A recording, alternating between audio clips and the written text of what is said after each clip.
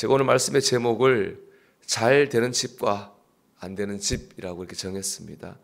오늘 말씀을 보면 잘 되는 집은 다윗의 집이고 안 되는 집은 사울의 가문입니다. 1절을 다시 보면 사울의 집과 다윗의 집 사이에 전쟁이 오래매 다윗은 점점 강하여 가고 사울의 집은 점점 약하여 가니라 이렇게 말씀합니다. 다윗의 집은 점점 강해졌습니다. 반면 사울의 가문은 점점 약해졌습니다. 안 되는 집이 된 것이죠. 사울의 집과 다윗의 집을 비교해 보면 가장 큰 차이는 중심이 있느냐 없느냐 합니다. 더 구체적으로 중심되는 사람이 있느냐 없느냐 하는 것입니다. 다윗의 집에는 분명한 중심이 있었죠. 다윗입니다. 제가 어제 말씀드린 것처럼 다윗의 인격 연합이라는 말을 했는데 다윗의 집도 다윗도 왕국도 이 다윗이 딱 중심을 잡아줬어요. 다윗을 중심으로 그 가정이 아주 질서가 있고 안정이 돼 있었습니다. 우리가 외적으로 어려운 일을 늘 생기지 않습니까? 이런저런 어려운 일이 생깁니다. 그러나 안정이 돼 있으면 그 어려움을 이겨내게 되는 겁니다. 그러면서 점점 더 좋아지는 거죠. 다윗의 집은 중심되는 사람이 있었고 그를 중심으로 질서가 있었고 안정이 돼 있었습니다.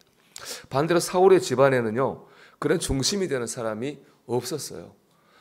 사울이 죽은 이후에 이스보셋이라는 사람이 왕이 됐습니다. 왜냐하면 사울의 아들들이 다 죽고 딱 하나 살아남은 사람이 바로 이스보셋이거든요. 그래서 왕이 됐습니다. 왕이 되긴 했는데 힘이 없었습니다. 실세는 누구냐? 모든 군대를 이끌고 있는 아브넬이라는 사람이 실세였습니다. 그런데 이 아브넬이 욕심이 많고 사람이 자기 마음대로 하는 사람입니다. 한 번 어떤 일이 있었냐면은 사울 왕의 애첩이었던 여인을 취하게 됩니다. 이스보셋 입장에서는 아버지의 여인을 부하가 취하는 거니까 이것만큼은 참을 수가 없었던 것이죠. 그래서 얘기를 했는데 아브넬은 그 얘기 듣고 반성하기는커녕 전 그렇게 하시면 나는 내 군대 이끌고 다윗에게 갚버릴 겁니다 하고 협박을 합니다.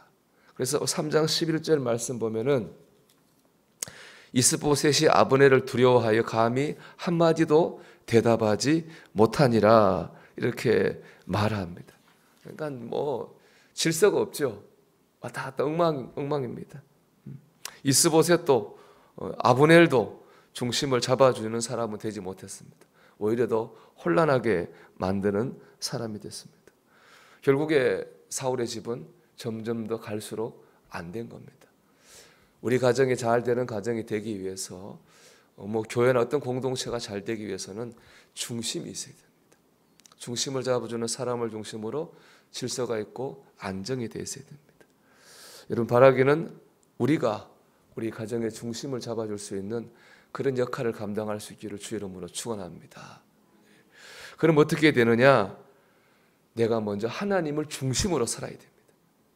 내가 하나님을 중심으로 살 때에 내가 중심을 잡아주는 역할을 할 수 있는 겁니다. 사무엘 5장 10절 말씀 보면은 만군의 하나님 여호와께서 함께 계시니 다윗이 점점 강성하여 가니라 그랬습니다. 하나님이 함께 하시니까 다윗이 강성해져 갔고 다윗이 강성해져 가니까 다윗의 가정도 다윗의 왕국도 강성해져 가는 겁니다. 결국에 하나님께서 함께 하신 결과입니다. 다르게 얘기하면 다윗이 하나님과 동행했다는 겁니다. 하나님 중심으로 살았다는 거죠. 시편 23편 말씀 보면 다윗이 이렇게 하나님을 고백하잖아요. 주님은 나의 선한 목자이십니다. 이 말은 이런 고백과 똑같은 거죠. 나는 주님의 양입니다. 내가 양이니까 주님 목자겠죠. 내가 양이라는 고백입니다. 양치기로 있다가 목회하신 필립 빌러라는 목사님이 쓴 그 선한 목자라는 책을 보면은 양의 특징이 쭉 나와요. 그 중에 보면 몇 가지 있는데 첫째는 양은 맹수로부터 자기를 보호할 힘이 없어요. 날카로운 이빨이 있는 것도 아니고 힘센 발톱이 있는 것도 아니고 달리기를 잘하는 것도 아니에요. 그러니까 양은 참 약한 동물이죠. 거기다 양은 이거 먹어도 되는 풀인지 먹으면 안 되는 독초인지를 구분할 능력이 없습니다. 그냥 내버려두면 잘못된 거 먹고 죽을 수도 있다는 거예요. 양은 또 머리가 좋지 않아서 길을 잘 잃어버린다 그래요. 그래서 성경에 잃어버린 양의 비유가 나오는 것이 바로 그런 양의 특징 때문이라고 합니다. 즉 양은요